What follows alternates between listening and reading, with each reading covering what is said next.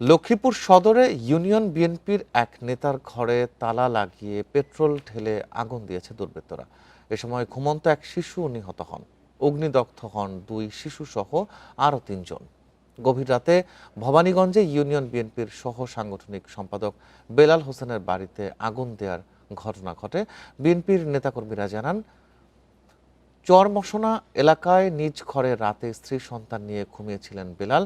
গভীর রাতে ঘরের দরজায় তালা লাগিয়ে পেট্রোল ঢেলে আগুন ধরিয়ে দেয় দুর্বৃত্তরা। এ সময় ঘুমন্ত শিশু আয়েশা বেগম মারা যান। পরে স্থানীয়রা হতাহতদের উদ্ধার করে সদর হাসপাতালে নিয়ে যান। তাদের মধ্যে বেলাল হোসেন সদর হাসপাতালেই চিকিৎসাধীন থাকেন। তবে অবস্থার অবনতি হওয়ায় তার দুই সন্তান বিথি আক্তার ও স্মৃতি আক্তারকে ঢাকা বার্ন ইউনিটে পাঠানো হয়। এ ঘটনায় এলাকায় উত্তেজনা বিরাজ করছে। আরো জানাতে লক্ষ্মীপুর থেকে যুক্ত হচ্ছেন সহকর্মী আব্বাস হোসেন। আব্বাস, সবশেষ কি খবর আছে আপনার কাছে? পুলিশ কাউকে আটক করতে পেরেছে কিনা? আজকে যে গভীর রাতে যে সদর উপজেলার চরমনসা এলাকায় যে বিএনপি নেতা বেলাল হোসেনের যে তিনি এবং তার সন্তান এবং স্ত্রী নিয়ে তারা খাওয়া দাওয়া শেষ করে তারা কিন্তু ঘুমিয়ে পড়েছিলেন। হঠাৎ করে যে ঘরে আগুন যে দেখতে পেয়ে তারা চিৎকার দেন। এই সময় কিন্তু বের হতে চেষ্টা করলো, কিন্তু তারা বের হতে পারেনি। অর্থাৎ ঘরের বাইরে যে দরজা ছিল, দরজাতে তো এই এক পর্যায়ে কিন্তু সেই মানে বের হতে পারলো। তার যে 7 বছরের শিশু কন্যা আয়েশা আক্তার সে ঘটনাস্থলে মারা যায়, এবং অপর আরো দুই যে তার সন্তান রয়েছে স্মৃতি আক্তার এবং বিথি আক্তার, তাদেরকেও গুরুতর আহত অবস্থা, অর্থাৎ গুরুতর অগ্নিদগ্ধ অবস্থা তাদের সদর হাসপাতালে ভর্তি করা হয়। এর মধ্যে তাদের দুজনকে ঢাকা পাঠানো হয়েছে। তাদের শরীরের বেশিরভাগ পুড়ে গেছে, এমনটি এই যে এখানকার যে চিকিৎসক রয়েছে তারা জানিয়েছেন। আর বেলাল হোসেন যিনি অগ্নিদগ্ধ হয়েছেন, তার 20 থেকে 25% তিনি অগ্নিদগ্ধ হয়েছেন। এমনকি বিথি আক্তার এবং স্মৃতি আক্তার দুজনের অবস্থায় গুরুতর, এবং এমনটি বলেছেন এখানকার যিনি চিকিৎসক রয়েছেন তিনি। এর বাইরে আমরা সেখানে স্থানীয় বিএনপি নেতা কর্মীদের সাথে কথা বলেছি।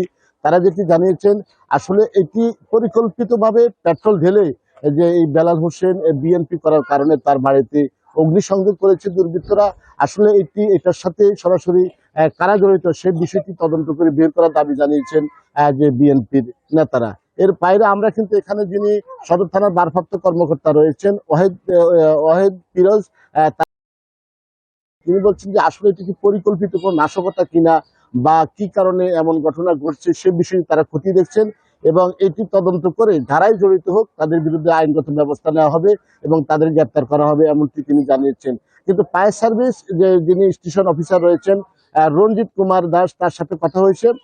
তিনি যেটি জানিয়েছেন, তারা খবর পেয়ে ঘটনাস্থলে যান এবং সেখান থেকে অগ্নিদগ্ধ যে 7 বছরের শিশু রয়েছে যে আয়েশা আক্তার, তার অগ্নিদগ্ধ যে মরদেহ উদ্ধার করা হয়। এর বাইরে আরো 3 জনকে তারা উদ্ধার করে সদর হাসপাতালে তারা ভর্তি করান, এবং এই বিষয় পক্ষ থেকে তারা তদন্ত করছেন। তবে তদন্ত করে তারাও একটি প্রতিবেদন দিবেন, এমনটি তিনি জানিয়েছেন। তবে এই ঘটনার পর আমরা যেটা দেখেছি যে এলাকায় এক ধরনের উদ্বেগ, উৎকণ্ঠা এবং আতঙ্ক বিরাজ করছে এবং উত্তেজনাও রয়েছে। কিন্তু এই ঘটনার সাথে যে প্যাসিস্ট যে যারা রয়েছে বা দোষরা যারা রয়েছে তাদেরকেই দোষী সাব্যস্ত করছেন এলাকার যারা বিএনপি বা যুবদল বা ছাত্রদলের যে নেতা কর্মীরা আছে তারা। এই ঘটনার সাথে জড়িতদের দ্রুত বের করে গ্রেপ্তারের দাবি জানিয়েছেন তারা। লক্ষ্মীপুর থেকে জানাচ্ছিলেন সহকর্মী আব্বাস হোসেন।